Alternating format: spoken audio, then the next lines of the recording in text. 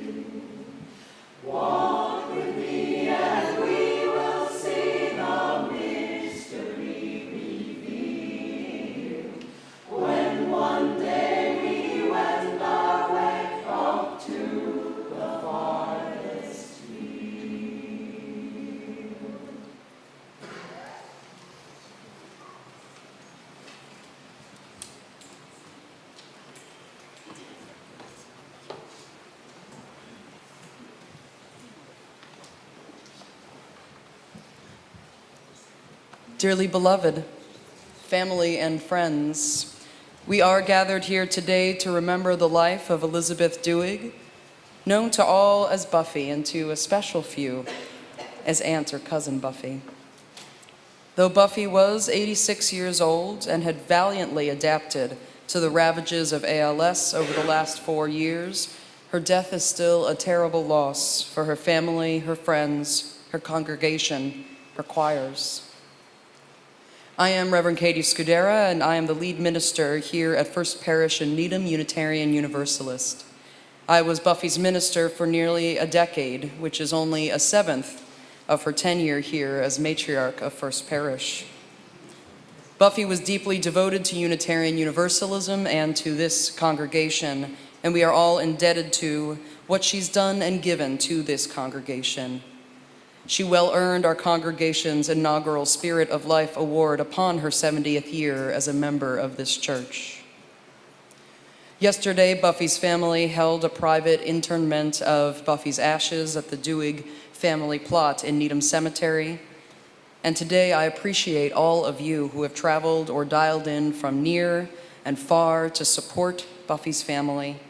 Buffy's family is also grateful to all of you who have supported her for so many decades and crucially in the last final years of her life and in organizing today's celebrations.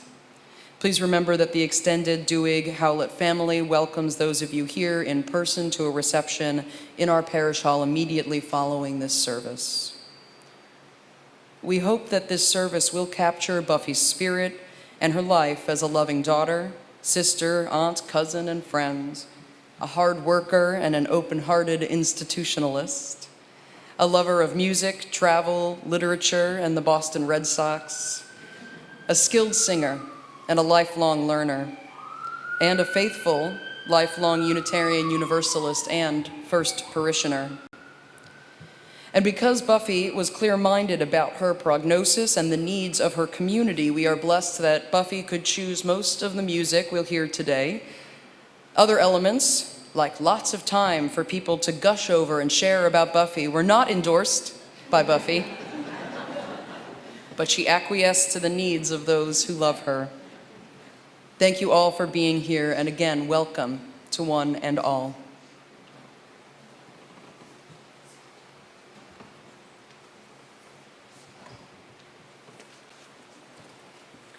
Buffy was a lifelong Unitarian Universalist from a generationally Unitarian family.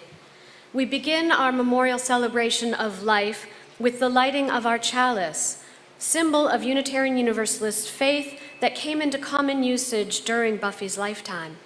I invite forward Buffy's grandnieces, Elizabeth, Danielle, and Sydney, to light our chalice, as I will share words from Buffy's friend and fellow first parishioner of blessed memory, Ed Lane.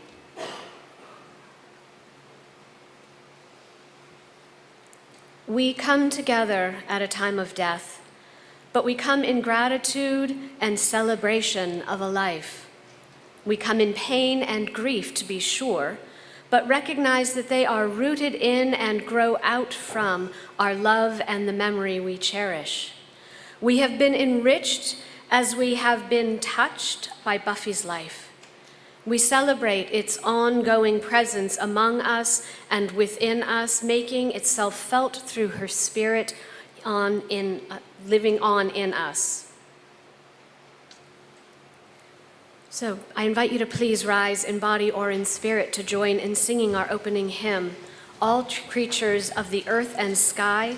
The lyrics are in your orders of service and at number 203 in your gray hymnals. Alleluia,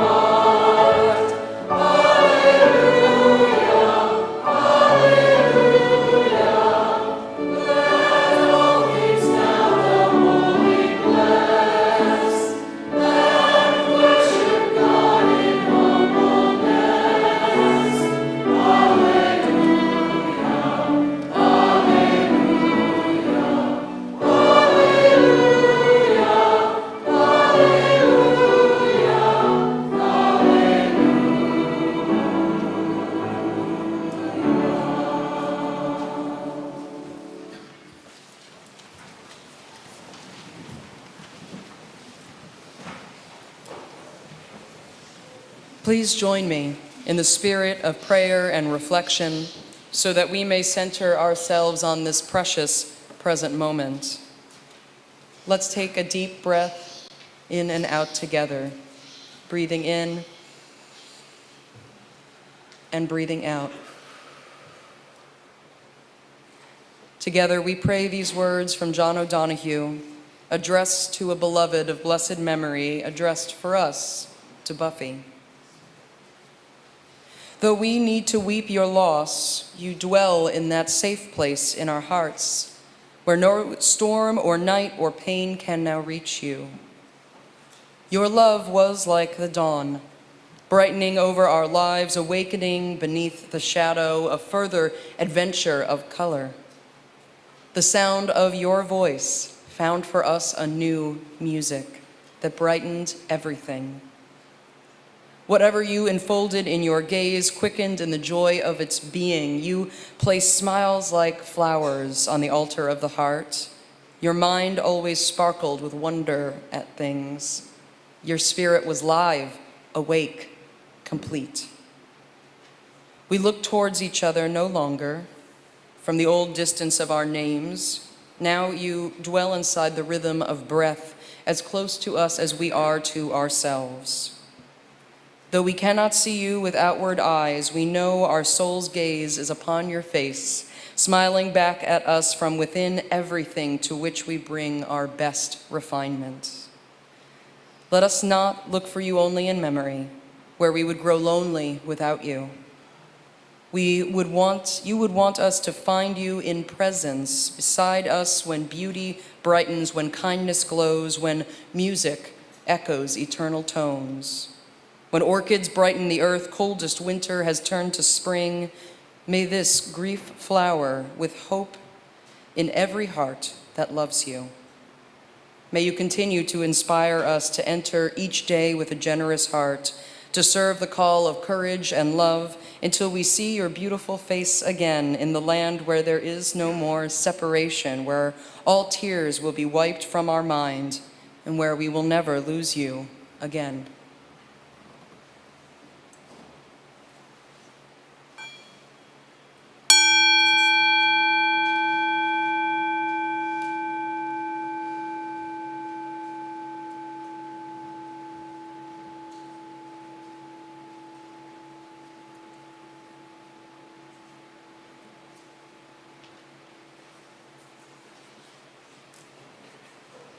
Amen.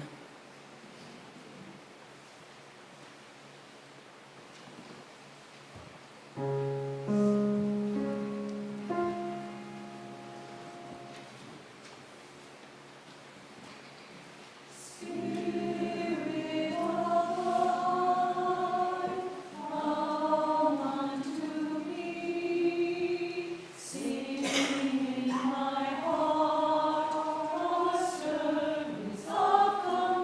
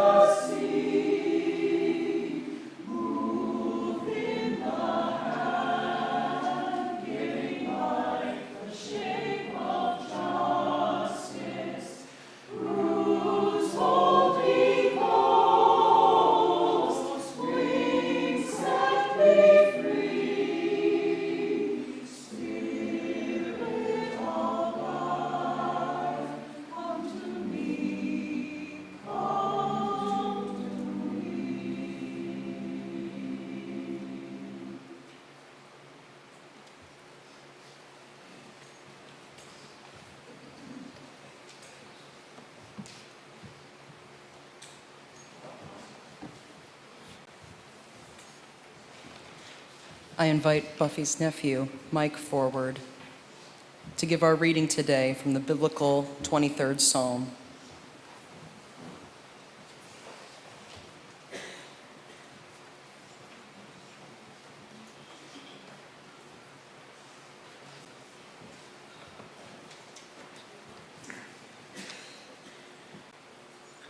The Lord is my shepherd, I shall not want. He makes me to lie down in green pastures. He leads me beside the still waters. He restores my soul. He leads me in the paths of righteousness for his name's sake. Yea, though I walk through the valley of the shadow of death, I will fear no evil, for you are with me. Your rod and your staff, they comfort me. You prepare a table before me in the presence of my enemies. You anoint my head with oil. My cup runs over. Surely goodness and mercy shall follow me all the days of my life, and I will dwell in the house of the Lord forever. Amen.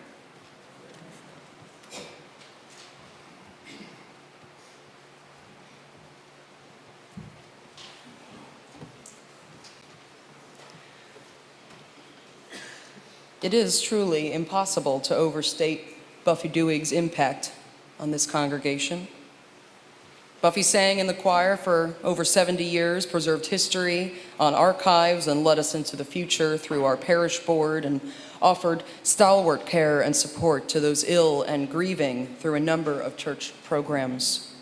She was here at First Parish through building renovations, the consideration of the sale of the church building, the 300th anniversary of the church, and highs and lows of congregational achievements and hardships, including the deaths and funerals of many of her beloved friends. I was Buffy's 8th settled minister since her family's arrival in Needham, blessed to be here for the last decade of her life. I think it's safe to assume that no minister contributed more to this congregation than Buffy Duhig did as a lay leader. It is strange, even unsettling, to not have Buffy here with us as the consummate church matriarch. And yet, like the spiritual ancestors who came before her at First Parish, Buffy has left those of us who remain with a strong foundation to continue this beloved faith community as one that gathers in love, diversity, and service. Elizabeth Duhig was born in Boston on August 27, 1937, to generationally Unitarian Bay Stater parents, Charles and Ruth Howlett Duhig. Buffy was always keenly interested in history, so I'll share with you a bit of the genealogy. Charles's family went back on one side to Irish Catholics who became Congregational and then Unitarian, and on the other side to the Mayflower Pilgrims. Buffy's Mayflower ancestor, Priscilla Alden, is one she shares distantly with the two Unitarian presidents, John and John Quincy Adams. The Howletts were also generationally Unitarian. Ruth's brother, Reverend Duncan, grew up to be a nationally known Unitarian Universalist minister during his pastorates at the historic First Church in Boston and All Souls in D.C. Ruth and Duncan's families became closely intertwined before Buffy was even born through a terrible tragedy. Ruth was traveling by car with Duncan's wife, Margaret, and their toddler, Margaret called Susan, when they got into a horrific car accident. Margaret was killed. In Duncan's grief, he left Massachusetts for 3 years and left Susan to be raised by Ruth and Charles. They became parents before becoming parents, so to speak. Though Susan did eventually move back in with her father's stepmother and half-siblings, Susan remained very close to the Duhigs, as illustrated by the Howlett family choosing to have Susan's memorial this January here at First Parish with cousin Buffy as the guest of honor.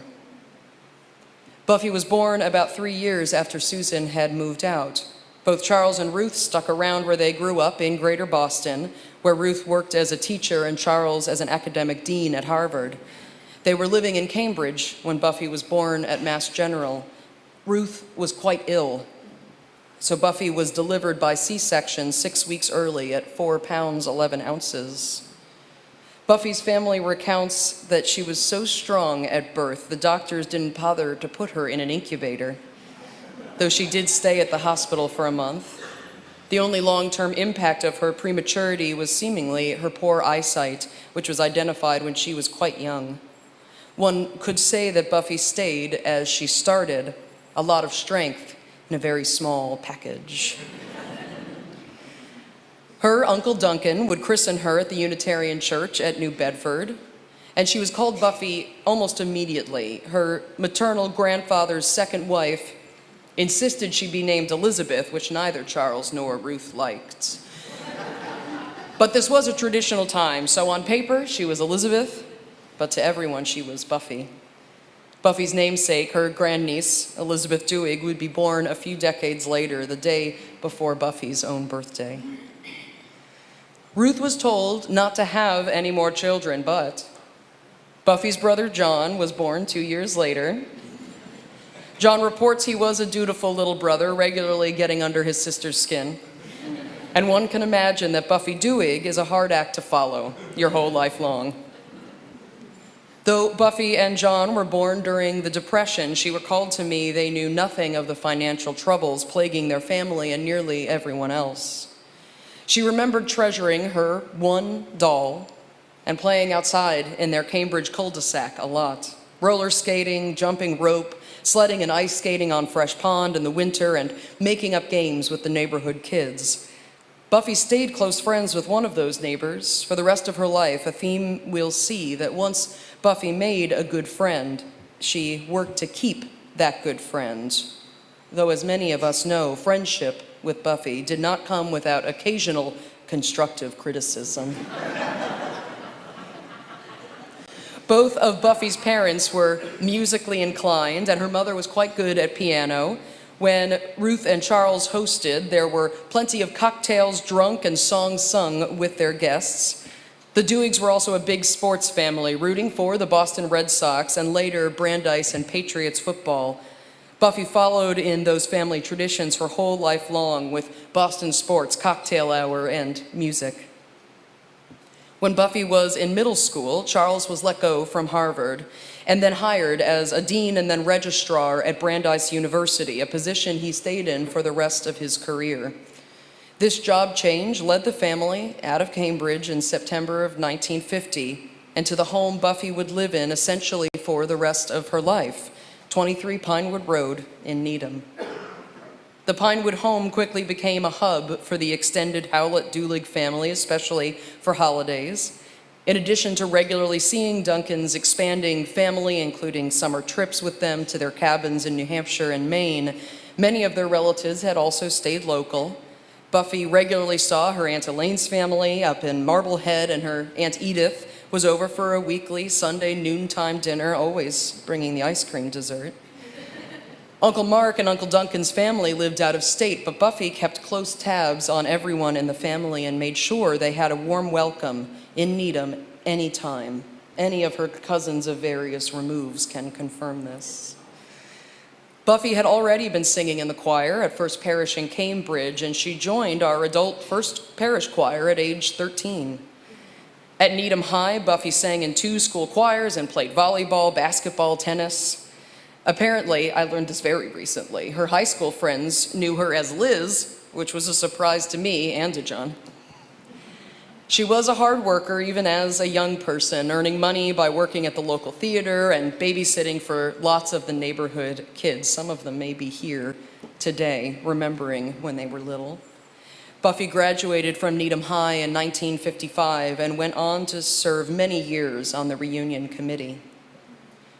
Buffy attended 1 year of college up in Vermont, but came back to Boston after and never finished a bachelor's degree. Instead, she enrolled at secretarial school. She spent a year with a roommate in Cleveland Circle, but when that roommate got married, Buffy returned to Pinewood Road. Soon after, her brother John enrolled at Brandeis, where he'd meet his wife Sybil, who would become like a sister to Buffy. This close relationship was especially good fortune when, a few years later, Sybil came to live with the Duhigs at Pinewood while John was deployed with the Navy. She was pregnant, and her toddler Mike was in tow. Sybil remembers Buffy being wonderful support to her and a wonderful aunt to both Mike and newborn Bill when John was away. John and Sybil's family moved all around the country for his work as a naval and then civilian pilot, eventually settling in California. And Buffy was sure to visit regularly, at least annually, and continue to be a devoted sister, sister-in-law, and aunt. John reports that Buffy was offered a proposal of marriage by a college boyfriend, but that she turned him down.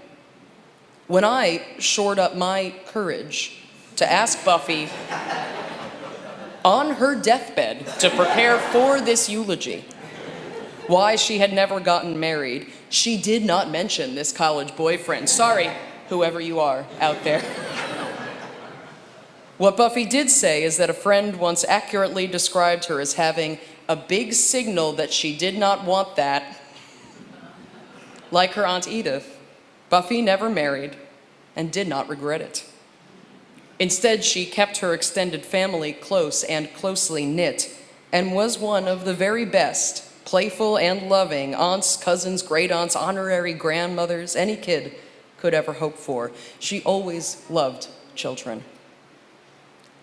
Something Buffy told me in the last days of her life that genuinely surprised me was that she did not consider herself particularly cultured or well-educated because she didn't finish college, the only person in her nuclear family not to do so. I argued with her a little about it, again, on her deathbed. It seemed safe. As she is one of the best-read, most traveled, and artistically engaged people I have ever met. It didn't seem that the lack of a bachelor's degree ever held her back, and I imagine many of you feel the same. After she graduated from secretarial school, Buffy first worked for an investment firm and eventually moved on to the newly created Massachusetts Association of Transportation and Drugstores.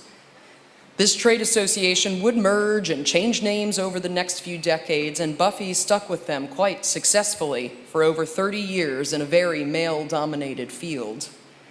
One of the most notable projects her company dealt with was the notorious Big Dig. Buffy was incredibly busy in her so-called free time. We can most cleanly divide her extracurricular activities between the Dedham Choral Society and First Parish, with significant overlap in singing and other music and art. Buffy joined the Dedham Choral Society in 1981 after shorter stints in other town choirs. She met some of her dearest friends through Dedham Choral. Her first trip abroad with the choir was in 1985 to Yugoslavia, for which the organizer had not been sufficiently organized, and Buffy had to save the day. In country, with travel time calculations and extra hotel bookings, this Yugo group spent the next 4 decades together celebrating birthdays, New Year's, and cocktail hour, and traveling together all around the world, singing. Taiwan, Czechia, Italy, Russia, Ireland, and Carnegie Hall in New York. Buffy would also sing with Dedham Choral's Summer Pops group that visited retirement and nursing homes, and she attended the Berkshire Choral Institute for decades. When I arrived at First Parish in 2014, Buffy had already been here for 64 years. She had already served on the parish board, the Gerber Scholarship Fund, the music committee, and she was still serving as a member of the Sunday night book group, the bridge group, the pastoral care team, and she was leading the archives committee, caring crew, reception crew, and memorial garden team. In addition to being our longest serving soprano in the First Parish Choir, Buffy would regularly sing with our folk group, the First Parish Singers, and she was a founding member of our hospice and healing choir, the Betty's Singers. She was one of the strongest supporters of our new To the Fore concert series, which brings composers and musicians of historically marginalized backgrounds to the fore. Personally, I relied on Buffy for congregational history, including the occasional secret scandal, for a heads up when an elder was about to earn their Doctor of Durability by turning 90. She kept track of everybody's birthdays. And for the quiet transmission of congregational preferences. To this day, I avoid wearing dungarees in the church building. I found it best to be well-behaved, if sometimes a little cheeky, with Buffy, for as we all know, she would never forget an error or omission of etiquette. With friends from First Parish and the Dedham Choral Society, Buffy hosted cocktail hours and dinners, attended the Boston Symphony, Tanglewood, and Met Opera broadcasts, visited all the area museums and gardens, traveled, and created a network of community care, of chosen family through which Buffy could always be relied upon. And while she was working full-time, singing with the Dedham Choral Society and doing everything she was doing here at First Parish, Buffy also served as the primary caregiver for her Aunt Edith and both of her parents up to Aunt Edith's death in 2006 at 103. Her father, Charlie, lived with Parkinson's for 9 difficult years, dying at 82 in 1988. Her mother, Ruth, had won her first fight with breast cancer, but died of a recurrence in 1996 at age 87. Buffy's parents' deaths were a huge loss for her, especially Ruth's, with whom she was especially close. She visited her parents' grave at Needham Cemetery regularly and would bring them flowers at least for their birthdays and Christmas every year. Buffy was tireless and persistent with her work, her family, her friends, and her faith. First Parish awarded Buffy our inaugural Spirit of Life Award in September of 2020, after 70 years in the church. The award listed all the things she had done for First Parish, as best as we were able to compile without asking Buffy, the one who remembers everything but whom we were trying to surprise. For me and a few others, this 70th anniversary celebration was tinged with anxiety, grief, for it was also in 2020 that Buffy was diagnosed with amyotrophic lateral sclerosis, better known as ALS or Lou Gehrig's disease. After a couple of years of weakness in her legs and surprising falls on walks on hikes with friends. Like her Aunt Edith, and apparently the whole Howlett clan, she was private about it. It wasn't a secret, but Buffy did not allow for the information to be shared on wider communication networks. No candle in church, no Facebook post, no email. People found out over time, particularly when we reopened First Parish in the midst of the pandemic, and folks saw that she was weakened in a wheelchair. Buffy faced her diagnosis with fortitude and resilience, despite having an awful patient profile for someone with ALS, an independent and healthy woman who had happily lived alone for decades, always helping her friends and never needing much in return. I remember saying to her, over the phone of course, because it was 2020, "What are you going to do? You're going to need so much help, so many people in your house. You'll have to spend so much money on yourself." We were both concerned with how she would adapt as her body declined. She did tell me she had no interest in staying alive just to be alive. The quality of her life mattered to her. And remarkably, through her own resolve, and with great support from her close circle of friends and extended family, as well as wonderful professional caregivers, and a couple of accessibility home improvements, Buffy was able to stay in the house she lived in since she was 13 years old and continue to have an engaging, even happy life. With help, Buffy learned to Zoom into meetings and record herself for virtual choir, to stay in touch with her family and friends by video, chat, phone call, even text message, and generally remain actively involved with all her loved ones until, quite literally, the last few days of her life when she could no longer move her fingers to text or speak loudly or long enough for conversation. In January of this year, shortly after her beloved cousin Susan's memorial service, Buffy was hospitalized and then went home with hospice care. At 86 years old, Buffy died peacefully at 23 Pinewood Road on February 9th. When I asked John what we should remember about Buffy, the first words out of his mouth were, "Buffy was in charge."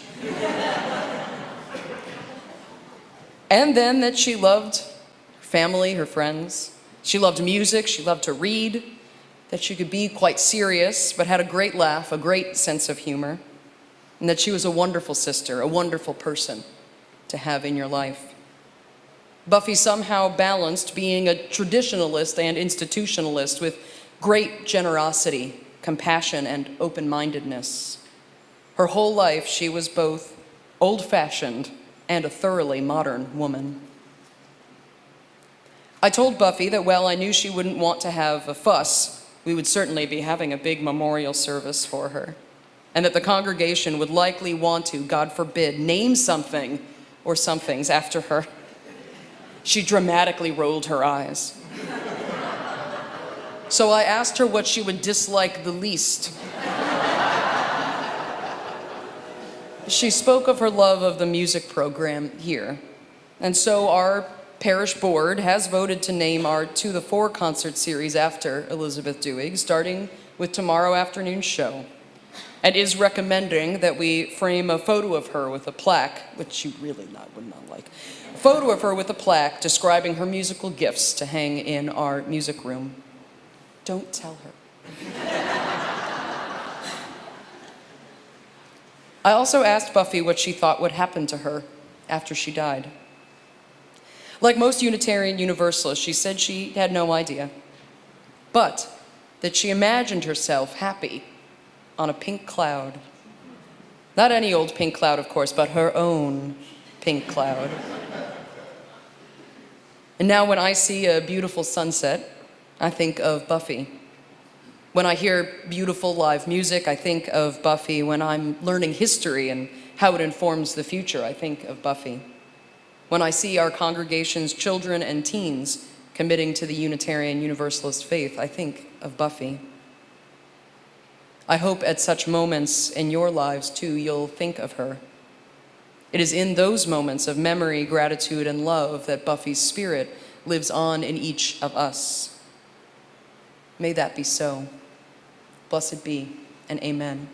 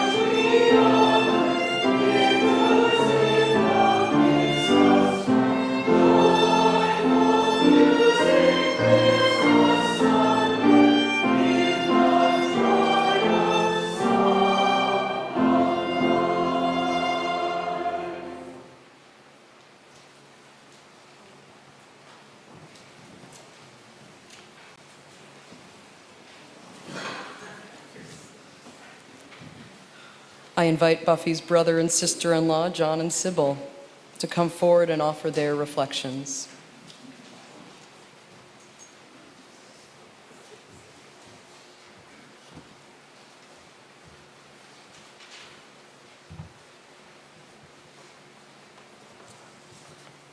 My name's John. How on earth do you follow that? Everything I want to say, she said. But it was very true that nobody could get under the skin of my sister more than I could. I believe it started when I was third grade. She was maybe fifth grade. It was Christmas. We had our stockings. And Buffy is methodical and does things slowly but thoroughly, and I just move at the speed of heat. My stocking was emptied in seconds, and she had removed one item.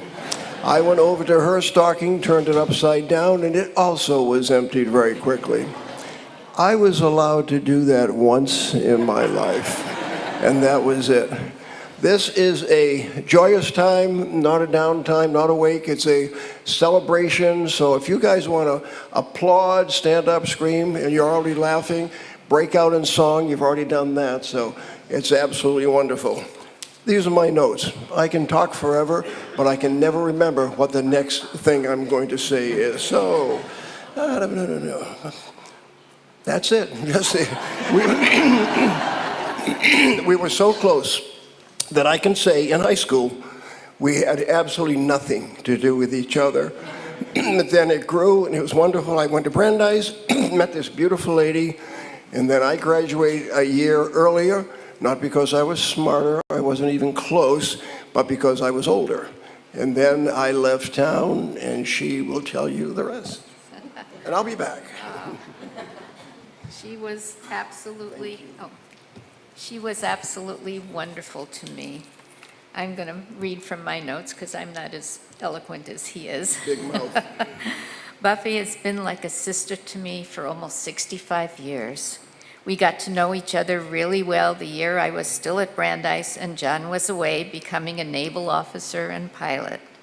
I spent many a weekend at the Duhig family home. Buffy and I would weed together, go out for ice cream, and talk. She took me under her wing and cheered up a lonely girl pining for her guy. We were bonded forever after. When John was overseas for 6 months and I was pregnant with our second son, Bill, I closed up our house in Norfolk, Virginia, and came to live with her and Grammy and Grampy. I always called them that. And then Buffy pitched in and helped me care for a rambunctious 2-year-old Mike and a new baby, Bill. She was a great aunt right from the start. She just pitched in and helped with everything. My children will miss her, and I will miss her forever. So you must realize that she is from New York, so she has aunts. The rest of us have aunts. She was amazing. As the years went by, she did care for Aunt Edith. She did care for my mom and my dad. And Ken Maxwell and I, this is his cousin, his family here is also, we ran away from home. And I scattered around. He just headed for the Northwest. I eventually headed to the Southwest, so we call it the left coast. And people ask me, how could you possibly live there? And I said, have you checked the weather? Buffy was so supportive in everything I did, and so many of you wonderful friends she had. But one very special friend was Cheryl Fay. And Cheryl, she looks absolutely wonderful. When I tell her that, she says, that's the problem. Because nobody seems to know what anybody has anymore. How long did it take for Buffy to be diagnosed? Cheryl wrote a nice long note to me, and I want to paraphrase some of it. They met in 1974, became very close friends, and by the year 2000, they were calling each other every night to make sure they got home safely. And the final words, which she always said, were, night, Buff, sleep tight and sleep well. Now when Cheryl gets up every morning, she says, good morning, Buffy. And every night she says, good night, Buffy. So I want to thank all of you for being here. We'll try to feed you. We only have enough food for a few, so some of you may go hungry. That'll be out here. And bless this family here, because you meant everything to her, along with our kids and the extended family. Thank you all. Thank you, Katie. That was wonderful. Yes, yes, yes.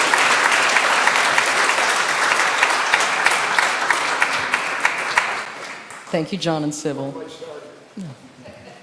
Cheryl wasn't the only one she called regularly. John told me that basically every Red Sox game they were on the phone with each other, checking in. You see the game? You all, a lot of you were on her call list, weren't you? Yeah. I now invite Buffy's nephew Bill forward to offer his reflection.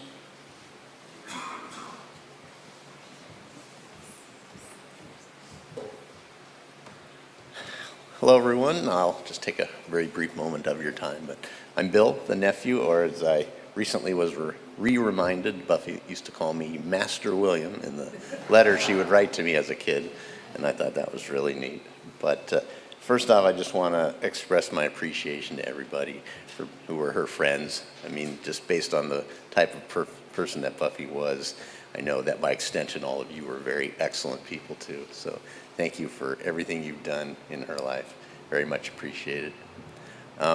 As far as the getting under the skin thing goes, that may be genetic.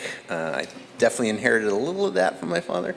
And Buffy called me a monkey as recently as 1 year ago, on my last visit here. So yeah, I don't know what else to say other than I wanted everyone just to know what a big presence she was in my life, even though we lived far away. You know, you already let out the secret that Buffy's been a part of my life since literally day one. You know, I was born right here at Glover Memorial Hospital. I'm never calling it what they renamed it. And I had one of the best experiences of my childhood when I came out here one summer for a week or so, and she took me on the Freedom Trail and showed me a lot of the history of the country. Went to the Constitution, and even a reenactment of the Revolution in Lexington. And when I came out last year to visit, I brought my kids, and while we were letting Buffy rest, I tried to give them that exact same experience. But that's something I've always remembered. I kept postcards from every site we went to, and I still have those in my possession even today. So yeah, Buffy was really amazing, a big part of my life. And sorry she's gone, but again, thank you everybody for coming. And thank you, Katie. Thank you, Bill. I invite Buffy's niece, Julie, forward to offer her reflections.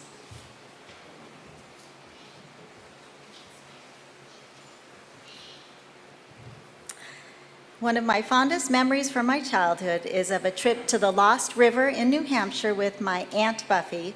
And as my dad mentioned, it was Aunt Buffy, as we affectionately called her, not Aunt Buffy. She would comment jokingly about the pronunciation when we were younger, but eventually gave up when she realized that's just how we pronounce it in California.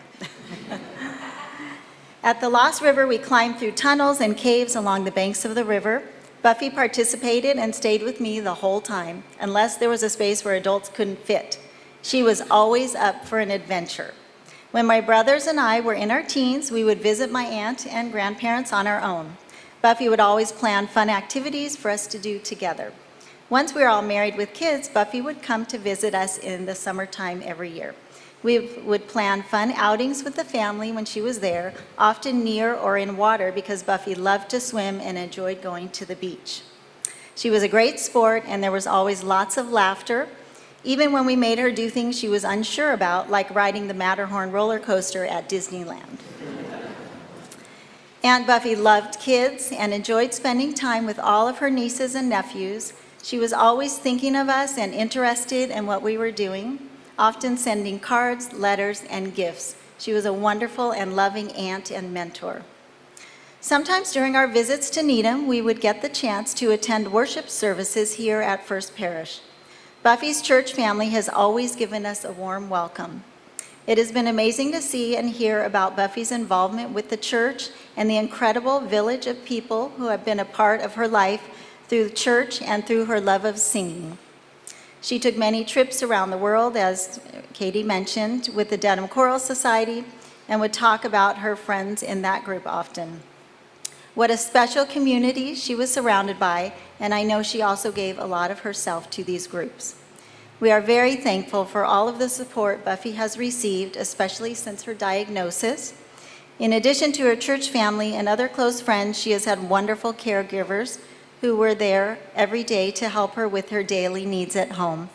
All of you made it possible for her to handle her illness with grace and dignity and to continue to participate in many of her regular activities. Aunt Buffy has been an amazing role model to all of us. What a wonderful and full life she lived, a life of service, always doing things for and caring for others. And we will miss her very much.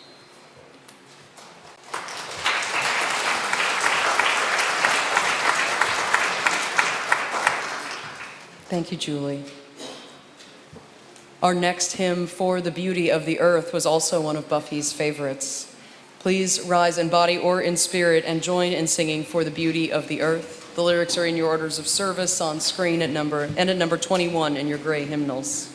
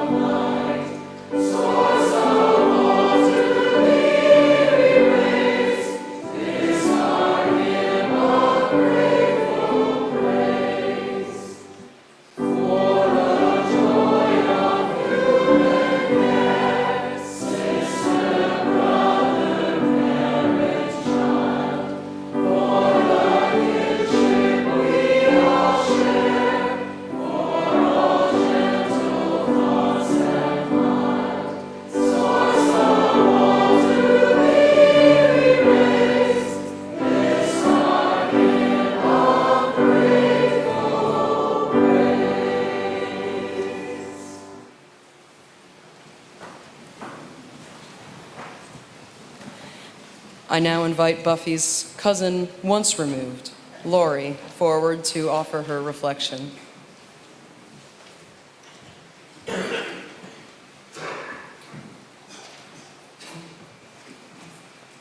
Thank you, Reverend Katie. My name is Laurie Hasty, and I am Buffy's cousin, once removed. Very important in our family. You get all the family tree sorted out. My mother's father, Duncan, Buffy's mother, Ruth, and their older sister, Edith, were all siblings. So I bring greetings and love to all of you from the extended Howlett family.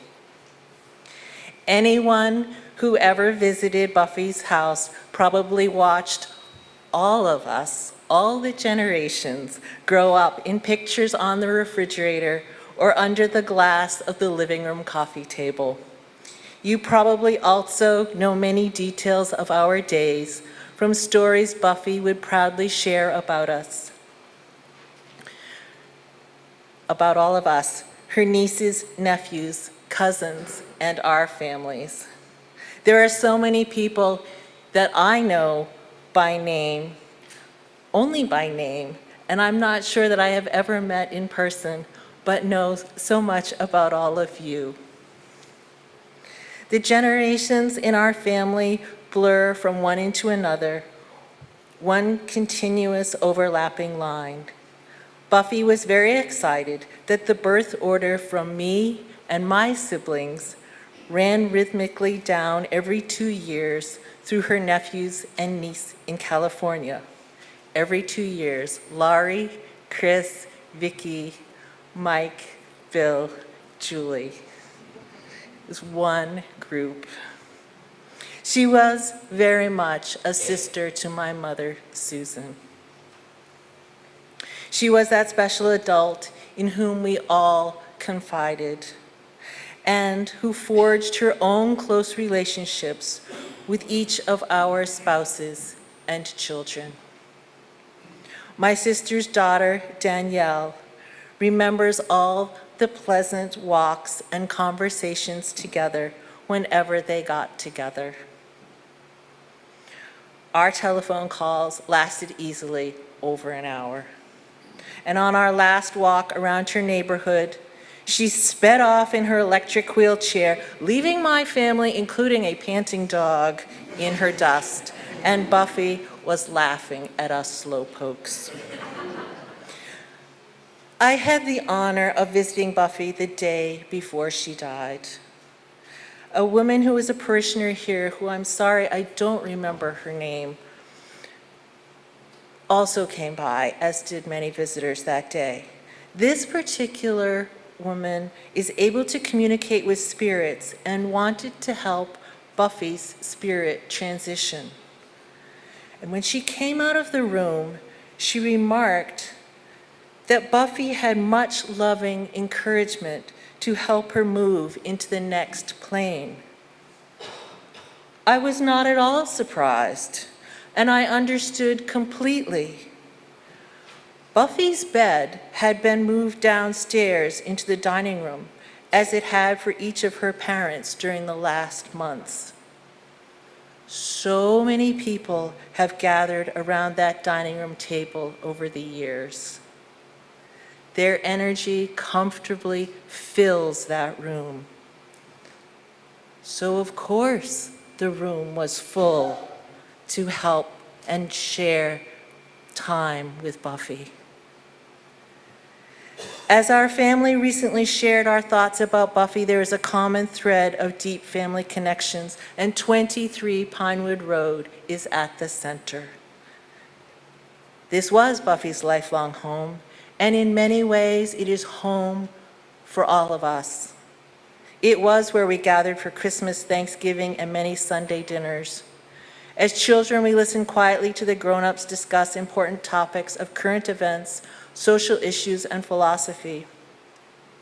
And later, as adults, 3 generations of us found our separate ways to this table for Sunday dinner while we were in high school or college in the Boston area.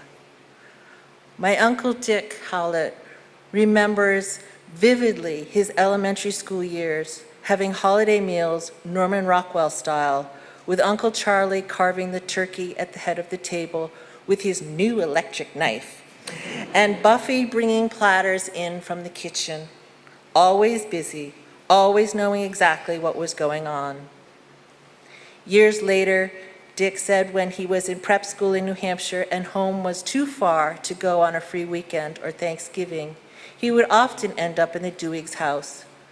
Buffy was there, all grown up, self-confident and worldly, but she treated him with respect and like an equal, like a grown-up. One of those weekends, she took him into Boston on the subway, and they went to the movie Old Yeller. The house was always full of people, but never felt crowded. And when we arrived for Christmas, Buffy greeted my brother, sister, and I at the front door with new coloring books and a fresh box of crayons. So before dinner, we lay on the living room rug as the adults had their colorful Manhattans and nibbled snacks from little tiny trays. I was so proud to eventually earn a place in the kitchen and learn to patiently stir the flour, thickening the gravy, and listening while Aunt Ruth, Mom, and Buffy chatted and created a delicious dinner. Buffy's care for our family extended in all directions. and our younger two generations still mark time in December, carrying on the tradition of opening the doors of the Advent calendars that she sent every year. Aunt Edith was always a comfortable presence in our family gatherings, and in later years, Buffy would drive over to Quincy and pick Edith up every Sunday for dinner and then drive her home afterwards. Buffy's house was the place where my cousin Lars gathered with his friends to launch a wilderness expedition one summer. Buffy was so excited that these young people had dropped in, kind of unannounced, to spread out all of their camping supplies in the side yard and spend their first night sleeping on any available floor space. Lars' father, Albert, remembers leading Buffy and her friend Cheryl on a hike up to Mount Katahdin. Albert wrote that among the many memories we recall in particular, Buffy's love of the natural world, particularly the friends she had, and the flowers she tended in her garden that gave her such joy year after year. Buffy was fond of indoor flowers too, and she enjoyed watching amaryllis through their full growing cycle. Buffy appreciated friends from the church who tended her garden when she was no longer able to tend it herself. And she loved her tomato plants growing in the sun of the side porch. I remember when I was a child admiring Buffy's stylish black cat's eye glasses with the colored blue, pink, and lavender mosaic pieces here at the top corners. I remember being amazed at her job at Caterpillar Equipment. All those tractors and big machines, and her involvement with NAWIC, the National Association of Women in Construction, and her skilled knowledge of the Big Dig Tunnel project. In the era of the beginning of the women's movement, my dainty, chic female cousin worked in the field of construction. She was so powerful in such a traditionally male world. And as we all know, the essence of Buffy was her singing. She showed us the universal celebration of music with her travels around the world to share choral music. My husband and I came down many, many times for Dedham Choral Society concerts. And Buffy's lovely voice serenaded our neighborhood as we wandered in the snow singing Christmas carols. And one of my greatest thrills was to go to New York City to hear her sing. There was Buffy singing on stage in Carnegie Hall. Carnegie Hall, where famous artists like Buffy perform. My daughter, Ruth, and I were just in awe. I was often in awe of Buffy, and there is so much that I have left out. Thank you, Buffy, for loving us. We love you, and wherever you are with family. Thank you.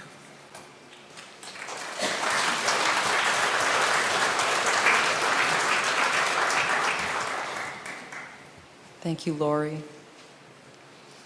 I now invite Buffy's friend Eleanor to come forward and offer her reflection.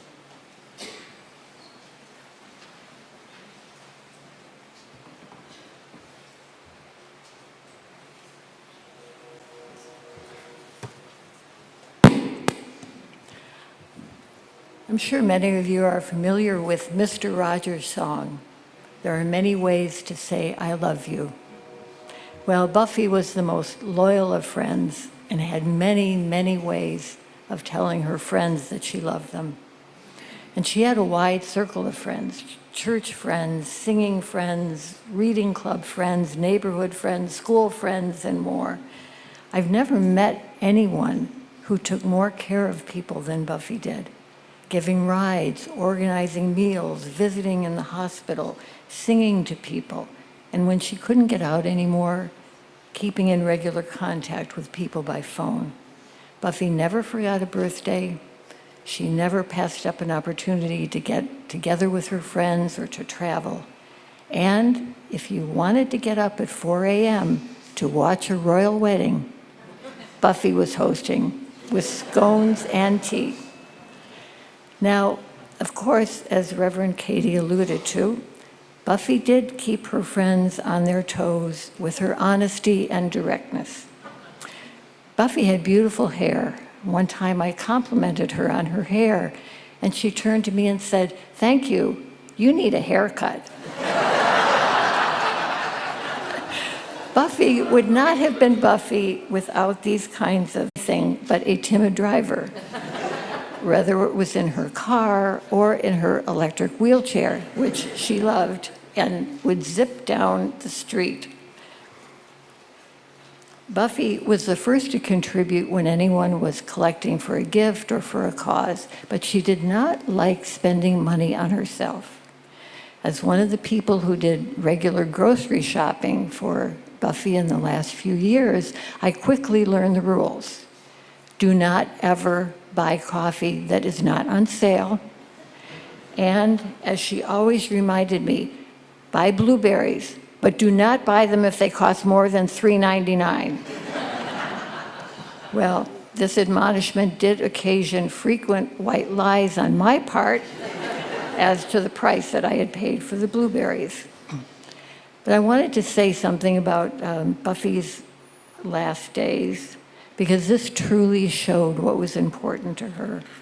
She never, ever stopped caring about her friends and family, or never forgot about her responsibilities to them. In the last difficult days of her life, in the last week, she was reminding me of a friend's birthday to make sure that we would acknowledge it. She made sure that I would take over her task of forwarding our electronic church bulletin to the people she had been doing that for. And I know it bothered her that she wasn't able to keep up with her regular phone calls right at the end. She tried her best not to leave anything undone, because that's how she lived. Buffy loved to read, and reading was her lifeline toward the very end of her life. When Buffy no longer had the strength to hold a book, a friend read aloud to her to continue the story. This book, called Bound, was the last book Buffy read. It was about a young girl who had been sold into as an indentured servant in New England in the 1700s. On Buffy's last day of full consciousness, the last thing she said to me was, "Read, read." She wanted to see how the story ended. The story ended when years later, the girl eventually found freedom from her bondage and was freed from an abusive master. The symbolism of this story didn't hit me until later. ALS was a cruel and uncompromising master. It took control of Buffy's body, but it never took control or took away from her mind or her spirit. And now, just like the character in this book, Buffy is unbound and she is free.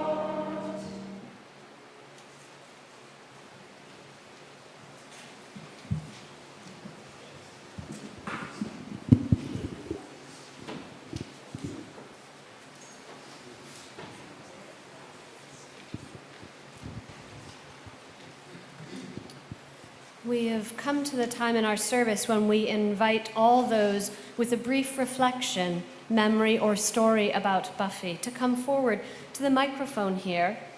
Or if you are unable to come to the microphone, please wave your hand and someone will bring you a mic to you in your pew. For folks who are watching online, please share your stories in the chat box for the Duhig Howlett family to read later. We will have 10 minutes for open sharing, which is not a lot of time, so please keep your remarks brief so others will have the opportunity to share. I invite you now to come forward.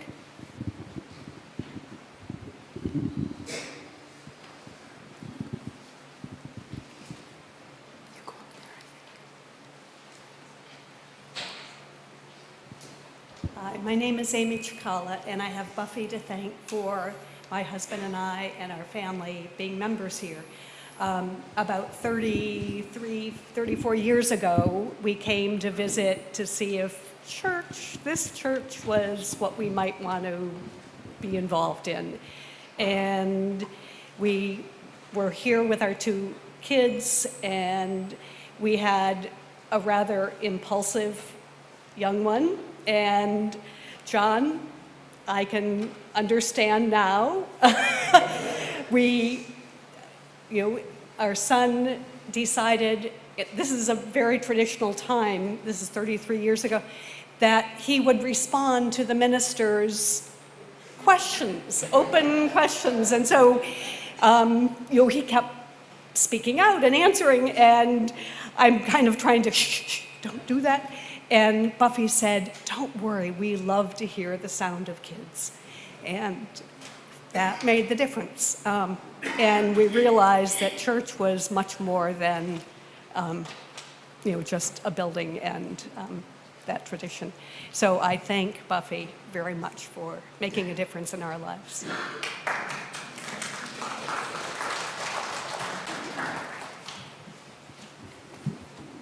My name is Carrie. I'm Buffy's cousin, once removed, just like Lori. But she has many, many cousins. And after Charlie stopped hosting Thanksgiving in Needham, it moved to my house in Reading. My brother and I, and a lot of older people had Thanksgiving together.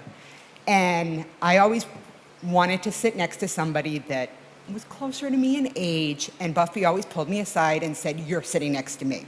I'm like, okay, I just don't understand. Never my brother, always me. So every single Thanksgiving, my seat had to be next to Buffy's, and if it wasn't, Buffy moved it next door. So I kept referring to Buffy as Aunt Buffy. And after a couple of years, she finally corrected me and said, no, we are cousins. We are very special cousins. And I've always remembered that and kind of looked up to Buffy as kind of an idol. And hearing so much about her being in a male-dominated industry, I was one of those kids that was like, you were never going to tell me I can't do anything. And I decided that I was going to learn how to do boy things. And so she loved to hear stories. I'd tell her about I can fix cars, not just change my tires, change out my brakes. So many things I learned from Buffy, and I just kept pushing and pushing and pushing to prove to Buffy that I too could succeed in a man's world. And to this day, I still admire Buffy and her dedication to her friends, her family, caregiving. She learned that my mother-in-law, unfortunately, she passed away last May, but she had Alzheimer's. And Buffy actually reached out to me at one point and said, I took over as my mother-in-law's full-time caregiver, and she said, you can do this. If I can do this, anybody can do this. And I feel like maybe I learned how to caregive for somebody from Buffy, because my mother-in-law loved having me take care of her. And it was important for family to be there. And so that's, I think, the big lesson that Buffy taught me is just how important family is. And a little known fact about Buffy, I was a figure skater here in Massachusetts. And I used to try to get family to come and watch me skate. And Buffy actually showed up. I skated out of the Skating Club of Boston in Reading, Massachusetts, and then I also skated in Acton, Boxborough. And one day, she actually showed up at the rink in Acton, Boxborough to watch me skate. And it was one of the best skates I ever had. And when I got off the ice, I looked at my coach and he said, "Oh, you had a great day." I said, "No, it's because Buffy's here." So I love Buffy. I will definitely miss her terribly, but don't worry. I'm going to keep pushing my way through in a man's world to keep proving that girls can do anything.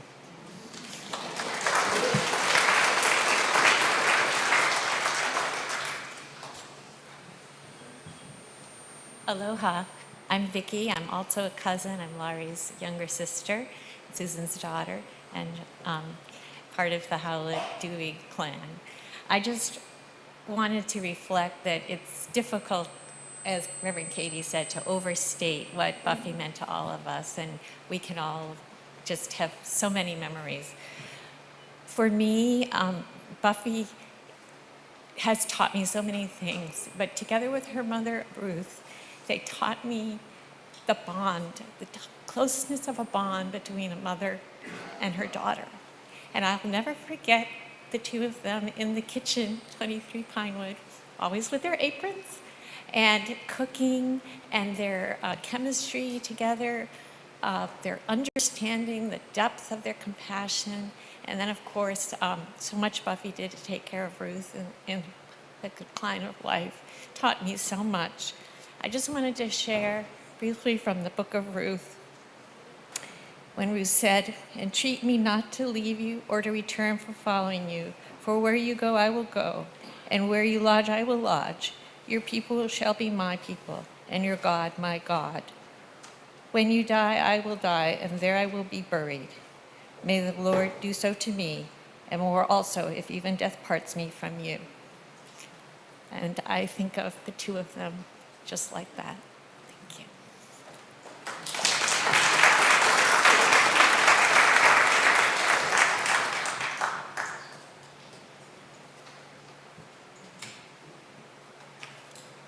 My name's Lynn.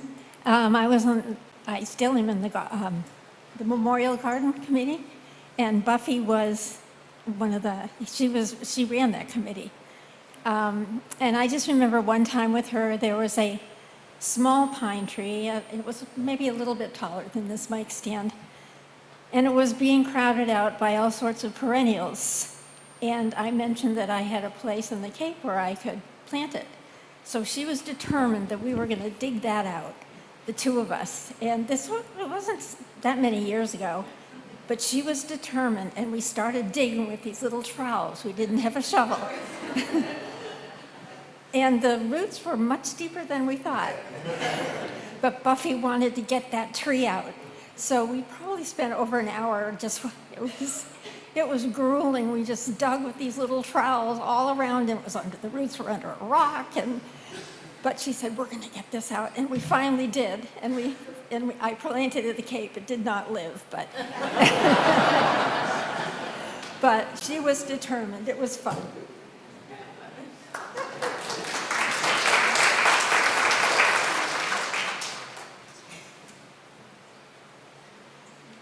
My name is Ann Maxwell. I'm a relative from the Duhig side of the family, which most of the other people are not. And I have a brother here. I'm from Seattle, and I have a brother here who lives in Cambridge, and then my son is here, who lives in Waltham.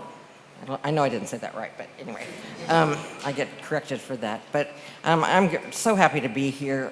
The Duhig family has been a part of our life forever. My dad, Ken Maxwell, was a flyer, as John said, and during World War II. And my dad, actually, my youngest brother was named after Richard Warner Maxwell. So you don't know this, but you've been a very part of our family. I mean, I look at you and I think of your dad. I mean, my dad too, because that whole side of the family looks a lot alike. So anyway, she has been a wonderful role model for me and for my whole family.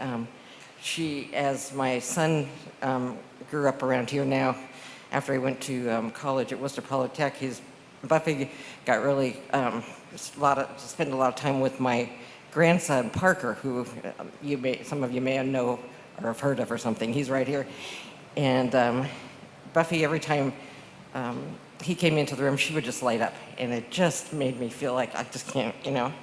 And I know that that was the way she was with everybody, but it's very special for me to have Parker feel so, and all of us to feel so touched by that. So she's always been in our hearts, and I'm really glad to be here. I came out here just for that from Seattle, so I'm really glad to be a part of this and to hear all the stories. And thank you, Reverend Katie. That was great.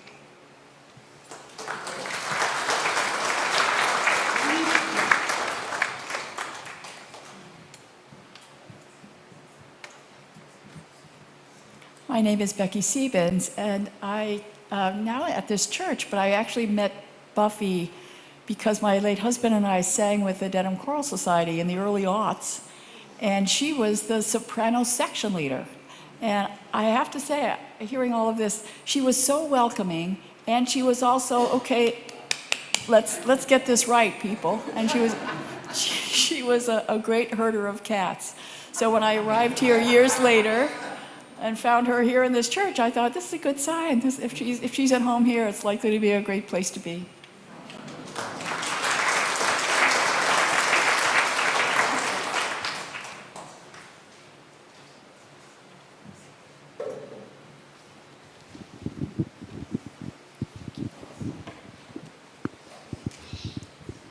Thank you all so much for sharing. With grief and our hearts at Buffy's death, yet joy for all these joyful times we shared with her, we pause together for a moment of quiet when we can reflect, remember, and rejoice that Buffy was a part of our lives.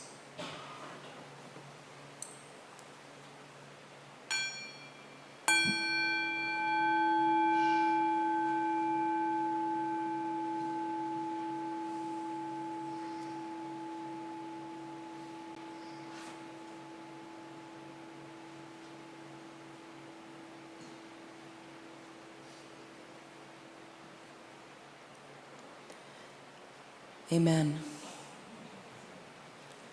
I invite you to rise in body or in spirit for our closing hymn, Amazing Grace. The lyrics are in your orders of service on screen and at number 205 in your gray hymnals. I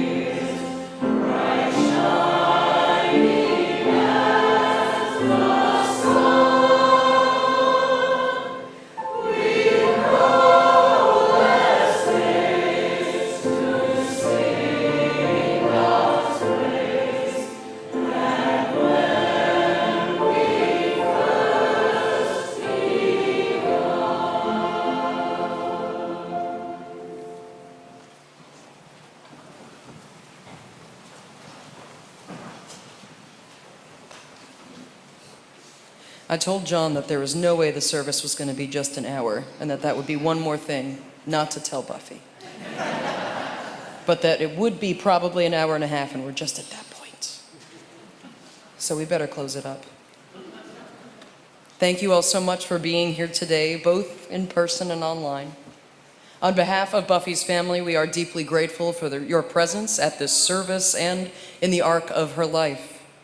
For those of you who are here in Needham, again, you are welcome to join the Duhig Howlett family for a reception in our parish hall after the postlude, and you're welcome to take home a knick-knack, yes, from Buffy's home as a remembrance.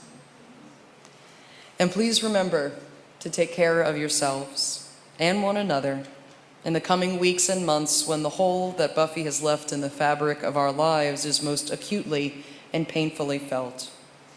Buffy was a committed, loving, and reliable friend, family member, and community member, and we know that there will be many times in the future when her absence will be felt.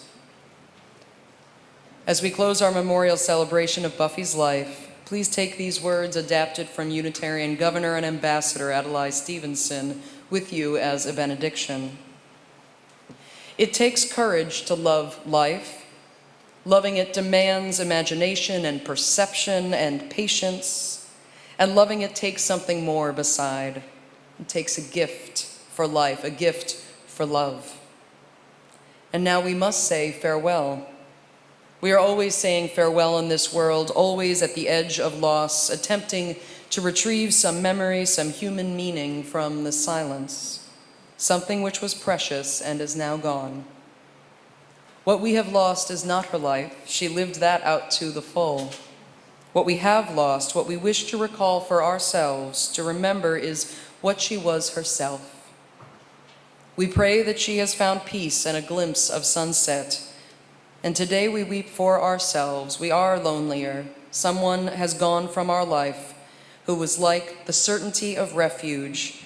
Someone has gone from the world who was like the certainty of honor. We miss you, Buffy, and we cherish your memory in our hearts. Blessed be, and amen.